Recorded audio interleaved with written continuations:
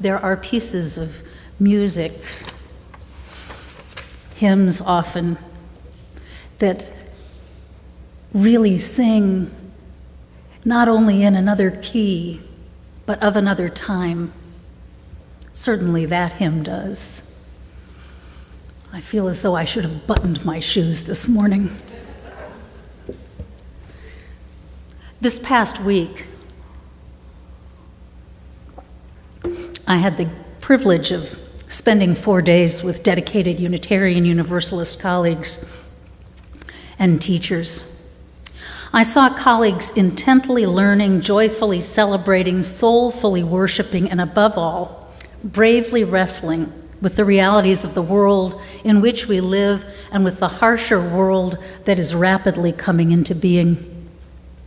500 people whose central life purpose is to strengthen this faith and enable Unitarian Universalism to be an active force for freeing the human spirit, rebalancing the scales of justice, and healing our world.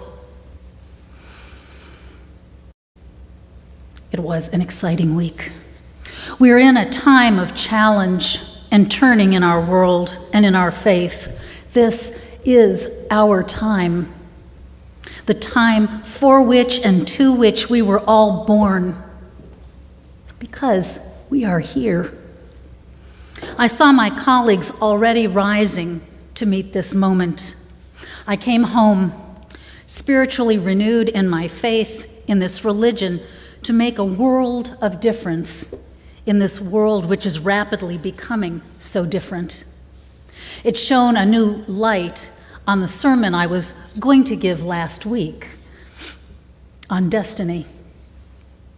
In 1837, a young columnist who probably buttoned his shoes, named John L. O'Sullivan, co-founded the United States Magazine and Democratic Review.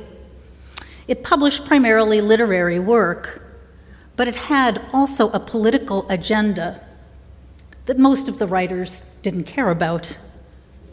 But it was meant to publicize and promote Jacksonian democracy. What's that, you ask? Okay, thank you. Well, it's a pretty strange thing, actually. On the one hand, Jacksonian democracy, and it actually sounds a little familiar, presented itself as a movement to empower the common man, to decentralize government and expand voting rights. On the other hand, the common man that Jackson and his followers hoped to raise up was white, and literally, well, you know, a man. In 1845, O'Sullivan, in his paper, powerfully named an idea, a spirit that had long possessed this North American continent, long possessed it since the arrival of Europeans. He wrote of, quote, the right of our manifest destiny to overspread and to possess the whole of the continent which Providence has given us for the development of the great experiment of liberty and federative development of self-government entrusted to us. It is right such as that of the tree to the space of air and the earth, suitable for the full expansion of its principle and destiny of growth. We were going to get big. Our manifest destiny referred to the lofty fate he foretold for the white immigrants, or at least some of the white immigrants, to this continent.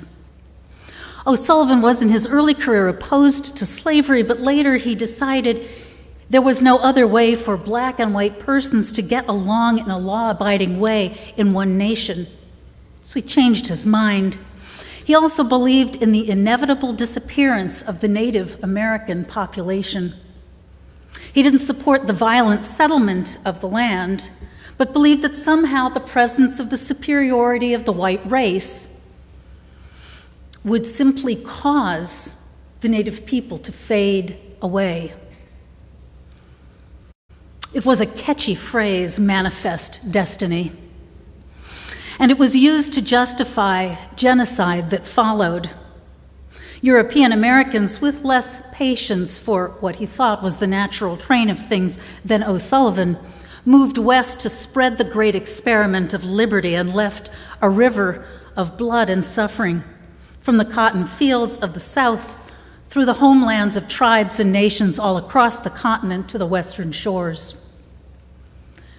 It's fairly easy today to see the arrogance of this idea, that somehow out of all the life on this rich earth, there is one species, and within that one species, one class and one color and one kind of persons, divinely appointed, magically anointed, for a glorious future of ever broader acquisition, ever greater mastery, wealth, space, and power. It's also easy today to see how this idea of a manifest destiny remains alive and well in the United States. Our home, where all the women are strong, the men are good looking, and all the children are above average. We Unitarian Universalists tend to be people who, like many parents everywhere, believe our children are above average. But we reject the idea that there's a superior race or a chosen people. There's a good reason for this. It's at the heart of our faith and in its history. It's what, when we say our covenant each week, we're reconnecting with, and when we affirm the principles and sources of Unitarian Universalism, it is what we are reminding ourselves of. And at our best, it's what we aspire to truly live our faith. I could go way back in history. Before anyone used the words Unitarian or Universalist, I could talk about the 5th century monk Pelagius, who believed in a loving, merciful, expansive God and was willing to walk the breadth of Europe teaching, though he was declared a heretic. He said, "We measure the goodness of human nature in relation to its creator, whom we call God. God declared that everything he had made was good. Look at the animals roaming the forest, at the birds flying across the skies. God's spirit dwells within them. Look, too, at the great trees of the forest, at the wild flowers and the grass in the fields, even at your crops. God's spirit is present within all plants as well. So when our love is directed toward an animal or even a tree, we are participating in the fullness of God's love." It's pretty good. He believed so fully in that loving God, he wouldn't accept the idea of original sin, of people being born in sin and living in fear. He wrote, "God made man in his own image, so he intends each of us to be like him. Thus, we have the capacity to distinguish between good and evil. We make choices day by day, hour by hour, and in each decision, we can choose good or evil. The freedom to choose makes us like God." There is so much history I could point to. We have always stood on the side of love and freedom, on the side of reason and integrity. We have always stood for humanity over any idea. We have always stood for the freedom of conscience. I could go through our history and would love to. But instead, I'll just go to the period when O'Sullivan was praising the spirit of colonization that spurred that aggressive expansion west. At this same time, our religious forebears were cultivating a faith in a different kind of expansion, that of the human spirit.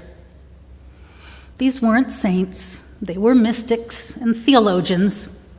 The 19th century saw a flowering, flourishing, framing, and maturing of the two branches, the two circles of our faith.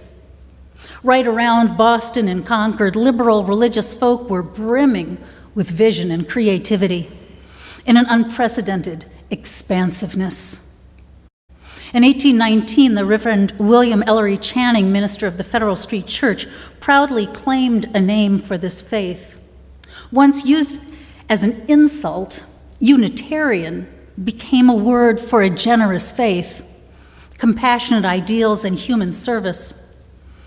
Rather than trying to placate an angry king-like deity or cowering in shame, poisoned by an essentially small and sinful nature, Channing preached of an upright, noble, sacred spirit in every person, of God-like capacities seen in the human spirit, in mercy and in love. I can hear the echo of Pelagius. Channing said, "I have no fear of expressing too strongly the connection between the divine and the human mind. How much of God may be seen in a single leaf, though frail as to tremble in every wind, yet holds connections and living communications with the earth, the air, the clouds, the distant sun, and through these sympathies with the universe. Whenever we think, speak, or act with moral energy, the divinity is growing within us.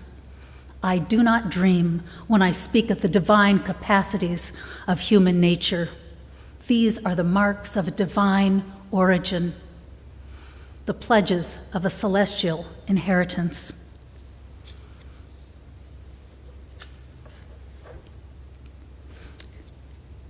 He wasn't alone. Bronson Alcott, first in Boston and then in Concord, educated children by asking them questions instead of telling them what to think. He had a deep faith in our inborn wisdom, in our ability to educate and draw out that wisdom. And just down the road in Concord, Ralph Waldo Emerson wrote and lectured about the expansion of the human spirit in those widening circles. And over a few acres, Henry Thoreau studied Hinduism, seeds, and nature, and spoke out for the rights of Native Americans, and wrote an essay on civil disobedience that was instrumental for a young Mohandas Gandhi studying the law in London half a century later, and a young Dr. King in the middle of the 20th century. The philosophies of that little group, which sometimes amongst ourselves ministers will say, "Oh, must we keep talking about those 19th century Unitarians and Universalists?" True, their philosophies still awaken many people to the best of what may be called a democratic faith. Time and again, Unitarians and Universalists have risen to meet the soul of their times in ways material, to free the captive, to heal the sick, to liberate the oppressed, to feed the hungry, to bring refreshment to the thirsty. This week, I saw that same rising to these times in my colleagues.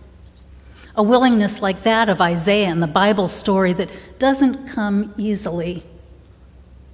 A calling that is first refused, but then, after we are passed through fire, we can say, "Send me, send us to serve those in need and more.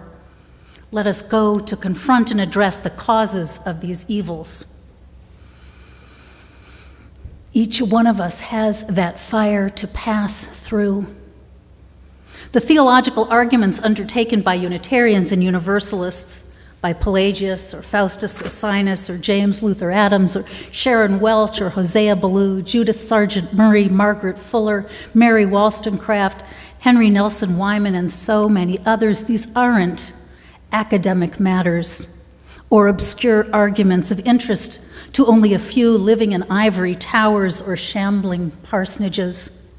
They are the ideas upon which the world is built. Manifest destinies, expansion and dominance, or manifesting a sense of unity, of expansion of the spirit and cooperation, and living the ethical life. They are the ideals upon which the world is built in servitude or equality, in fear or love, in lonely isolation or in recognition of our kinship. We stand with and have been those who labor at great risk to free the spirit, hungry for things of substance, thirsty for honesty, staggering beneath the weight of shame, sick of the fear of God, weakened by the vision of spiritual kingdoms that remove us from what is sacred and make of God an enthroned overlord and we his vassals.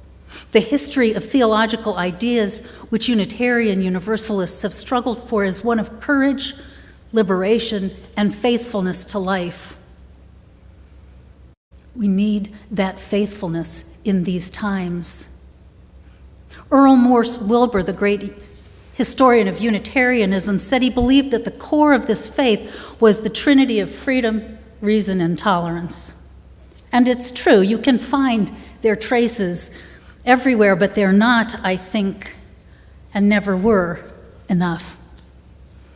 Today, tolerance, blessedly, has been replaced by inclusiveness, welcoming, and surrounding and suffusing all of these core things, this freedom, reason, and inclusiveness, is love, the supreme gift of universalism to this common faith. Freedom, reason, inclusiveness, and love, once again, the greatest of these. Our religious history has given human beings back their souls, our reason, our sense of democracy, and now, in the sense of interdependence, it has given us to one another and all of being, in that deep and great reciprocity of which we are a part, in which we live and move and have our being. Our congregations, at their best, aren't places where people show up, think their private thoughts, feel their private feelings, and leave to do some good in the world. They are, as is this place, a place where we gather our strength together to magnify the good we can do, where we challenge ourselves to learn, to grow, to serve beyond our comfort zones into wider frontiers. Religion is not a code to study, but a goad to live a life of goodness and service. For many years, we have said that ours is a religion of deeds and not creeds, and it's true. We don't have creeds in the traditional sense, but we have articles of shared faith, nonetheless.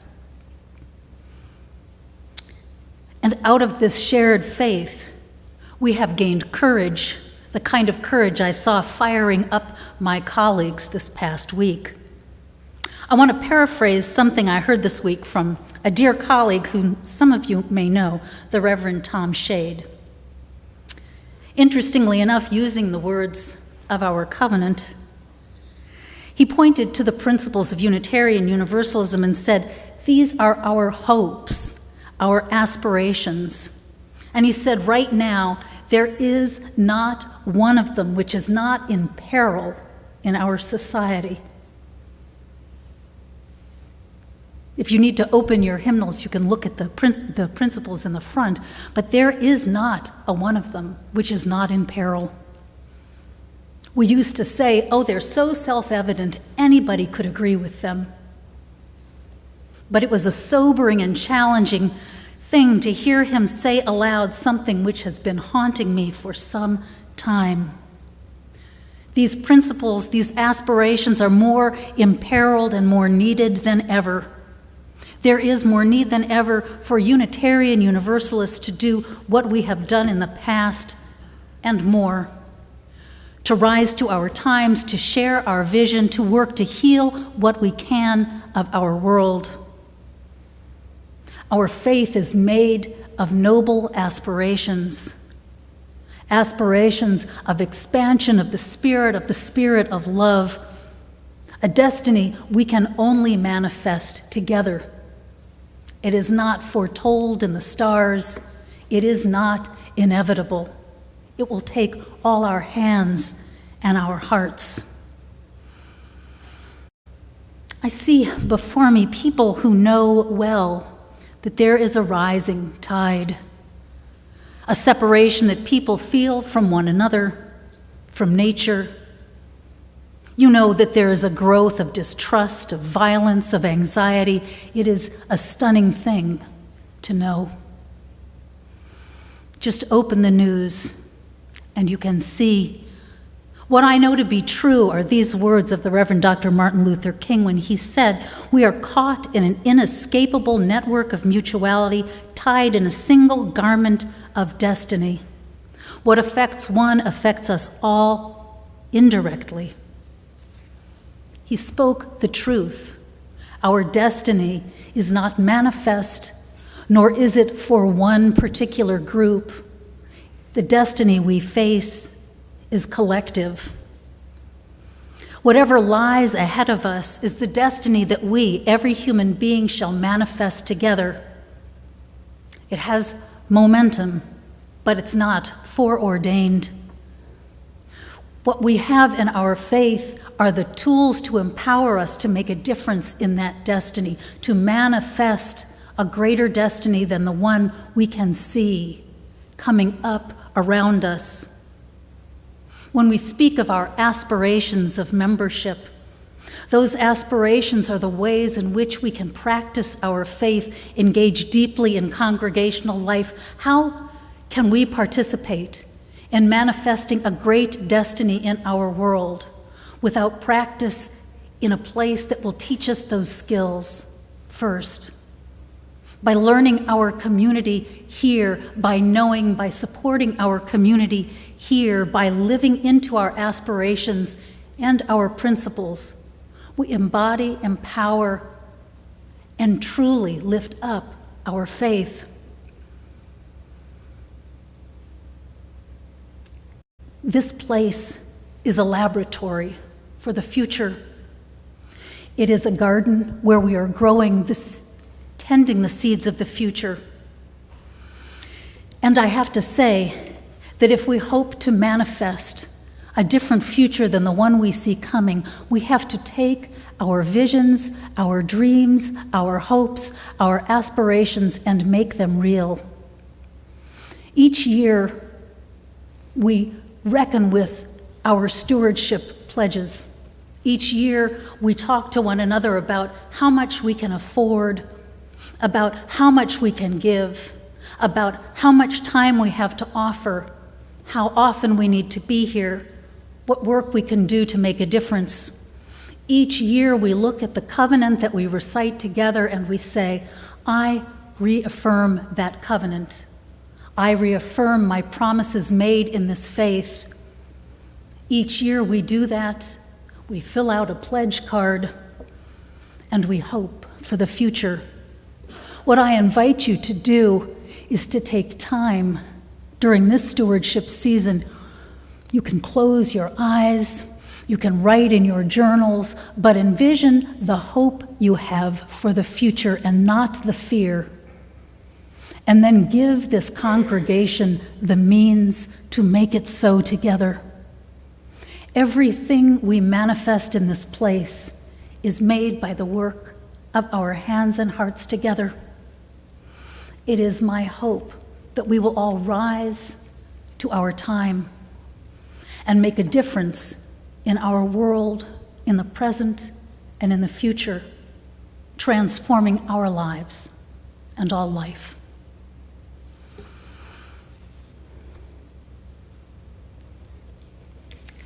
And now,